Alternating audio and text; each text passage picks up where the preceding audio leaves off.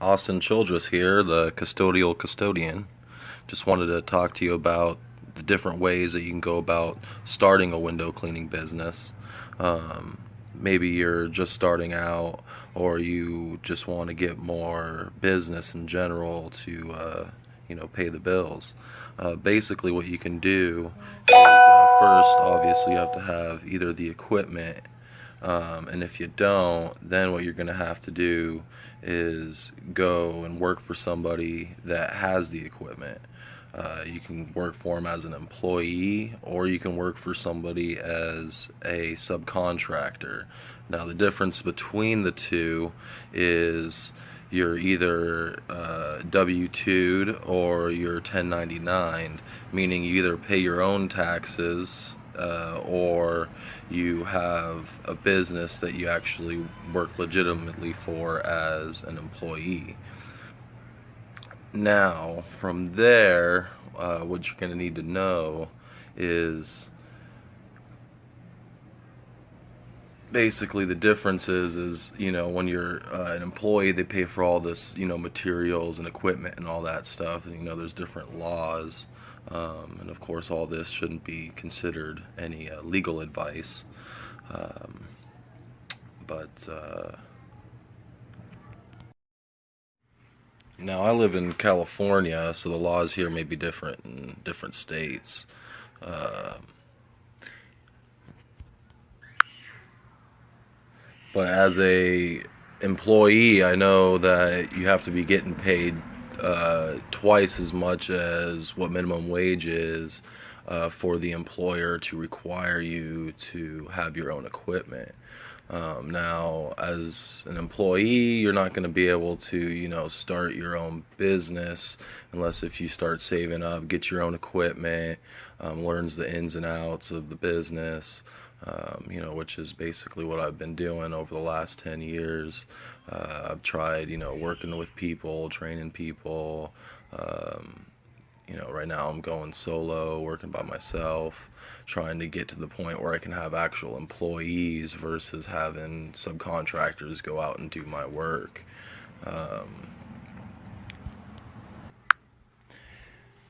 Now, if you want to, get more business, what you want to do is all the time you want to go on Craigslist, look at different places to find, work from the yellow pages, talk to different window cleaners you see, and basically just call them up and tell them that you're looking for some work. You keep getting your name put out there, tell them that, you're eager to work, and, over time you'll start getting more and more business. Once you start doing that, you can then go ahead and, hone your skills, get quicker at what you do, as well as, don't sacrifice your quality, for your quantity, but, you want to make sure that you're, speeding up your process, especially like commercial jobs that don't pay as much. And then also you got, customers that can be nitpicky, so you need to be able to, stay on top of that quality as well.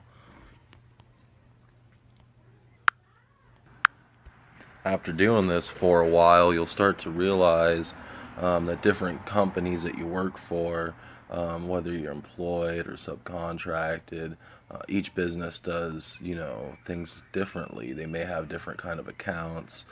You might be doing bigger commercial, smaller commercial, route work. You might be doing residential, houses, gated communities, big mansions. You might run with crews. You might have to go solo. It just really depends on the company.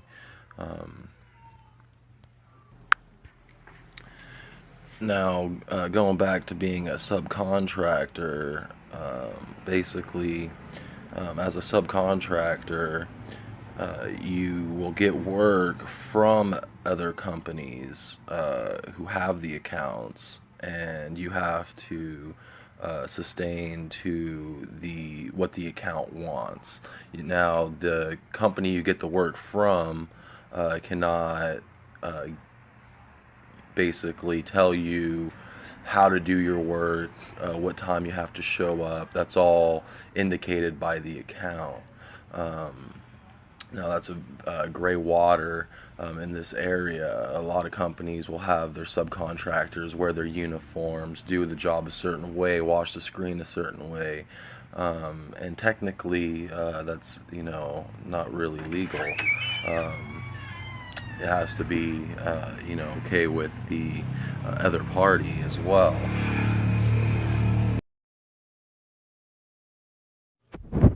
Now, as a subcontractor, what you have to do is you have to provide at least general liability insurance. Now, what that's going to cover you on is if any accident occurs on the job, it pretty much is covered under that insurance.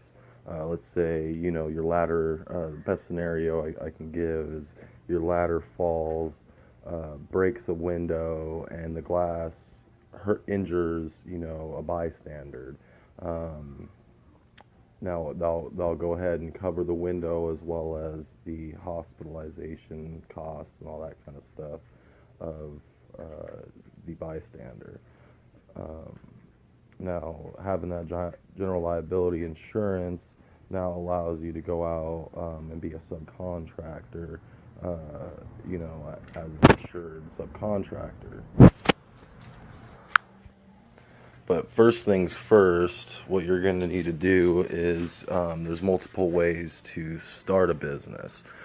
First, what you can do is you can use your own name, like Austin Childress Window Cleaning, for example, and then I would just use my own social security number to go ahead and file my taxes. My income would be my income that I would put in for my taxes. Now from there, what you can do is you can get a doing business as, or otherwise known as, a fictitious business name. Now you can go ahead and create a business with a different name that'll become your name legally. So you go and you file for that fictitious business name, and basically you have to post it in the newspaper as well after you file for it, and then after no one claims that name hasn't already been taken, of course you already searched the database to see if that name was available, and then once it comes back, then you find out if the name's available or not. Now you got your business name, and you want to go and get a business license. Now, what a business license is it is basically where you're going to pay your taxes. Most people, I would say almost 100% of all businesses, what they do is they go and get a business license in one main city. For example, here in San Diego County, most people go to San Diego City and get their business license there. What most people don't know is that you're technically required to have a business license in each city that you do business in. So throughout the whole county, there's multiple cities that require a business license in their own city. Now they have two different forms of business licenses. They have in city and out of city. And then you can go even deeper with all that.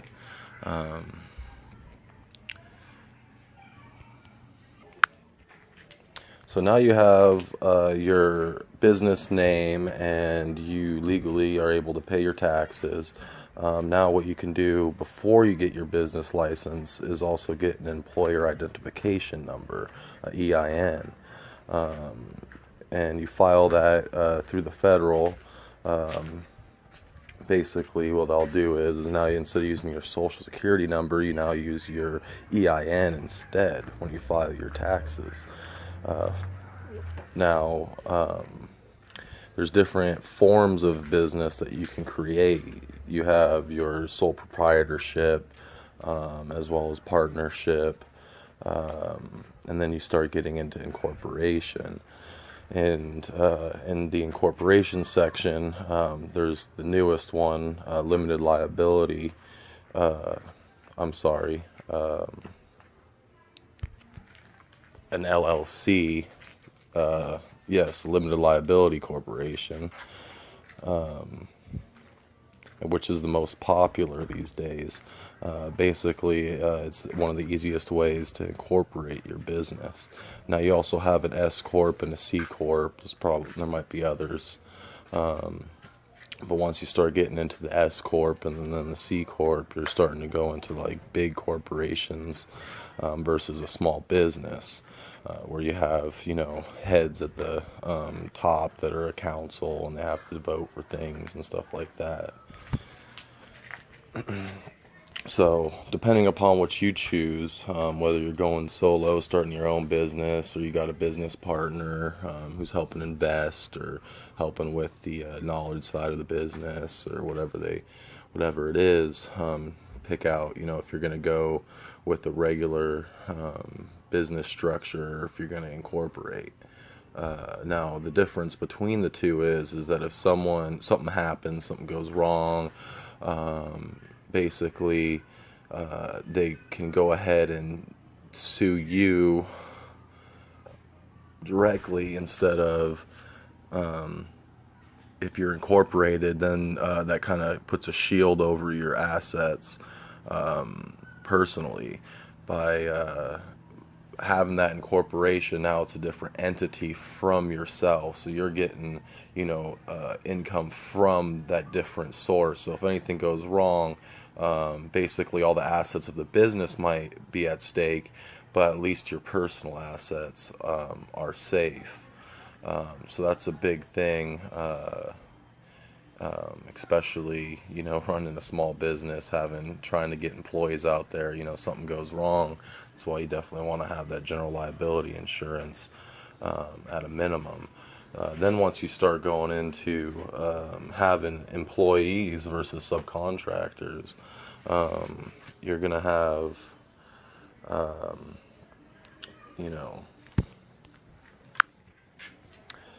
starting your business, if you have subcontractors, all you really need is, you don't even technically have to have general liability insurance if you're just running subcontractors. Although on the safe side, you might want to have it. But when you start getting into the side of having employees, it's a bit trickier. And this is kind of where I'm trying to, have all my main focus on studying right now. Is basically you have to have workers' comp as well as a general liability insurance. And what that differs is now, let's say, that same scenario, you fall off the ladder, break the window, this bystander gets injured. Well, guess what? That person who fell off the ladder got injured as well, and now he has to be covered. Now that's what workers' comp comes in. He gets injured, he's covered, especially since now he can't work and he's not making an income that he was before.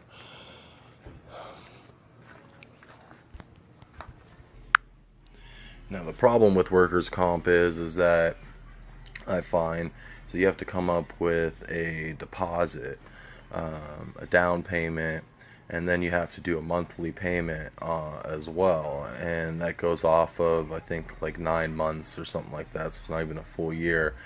And they still, they check it, I believe it depends on the company, but they check it like, quarterly, every 3 to 6 months or something like that, and they reevaluate how much income you're pulling in and paying to your employees. So they base it off of basically how much money your employees are making, not how much total revenue you're bringing in. So you're paying a percentage off of what you're paying your employees. So depending upon how much you're paying them, the higher the number. So that can eat into your profits.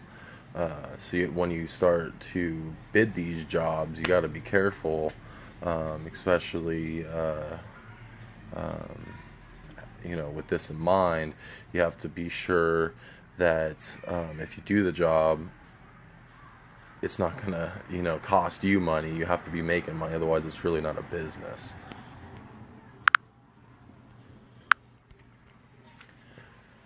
Now, as a subcontractor, because they technically can't tell you, how to go about doing your business, you might want to tell them, but basically you can bring your own helpers, on the job, either as a subcontractor or as well as an employee. Of course, as we stated earlier, you got to make sure you have all the proper stuff in place for all that to be, legal. With all this in mind, it makes it really difficult to start a business because you have to come up with a lot of upfront capital just to start it. So starting from the ground up is nearly impossible. But I'm proving that it can be done. You have to, like I said, you have to start try to work for as many people as you can, learn as much as you can, get improve your skill, that'll improve your experience, get really knowledgeable in the business that you're doing, and also just learn it.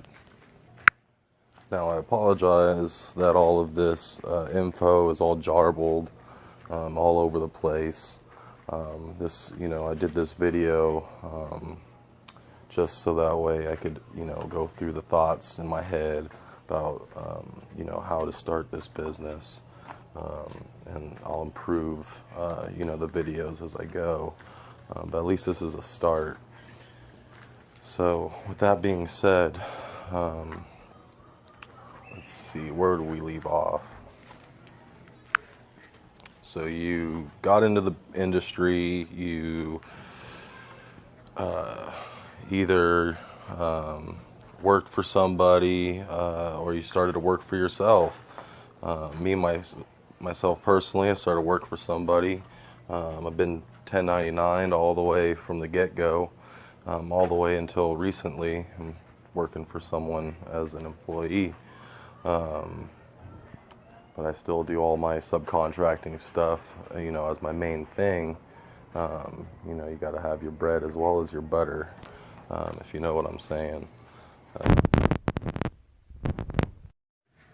All right, so now let's recap. So now you were introduced into the industry. You learned the business, got all the ins and outs.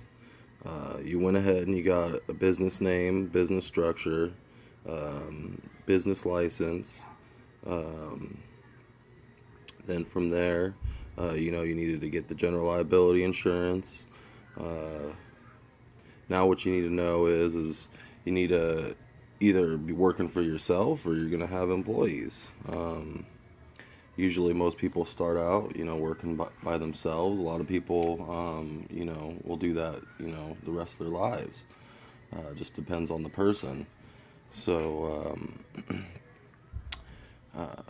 me personally, like I stated earlier, I want to have, employees. Want to,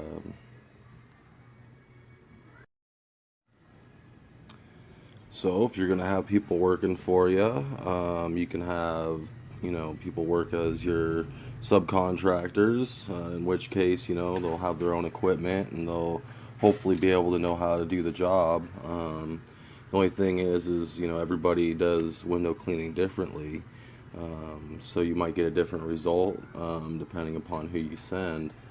So you just got to learn, as you go.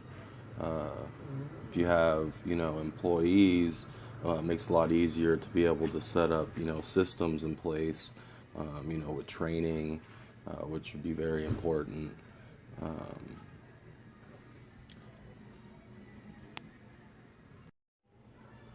And the good thing about if you start out working by yourself, at least you actually know what it takes to get the jobs done. So you know how much time it will take, just by looking at the job over time. You'll be able to price it out, and going into pricing, there's lots of different ways to, price it. I know guys that do it, even by the hour, They do it, by the house square footage size. They'll do it by the window count. You know. Well, out of time, so thanks for watching, and tune in again. Subscribe, and go ahead and leave a comment and like the video. Thanks.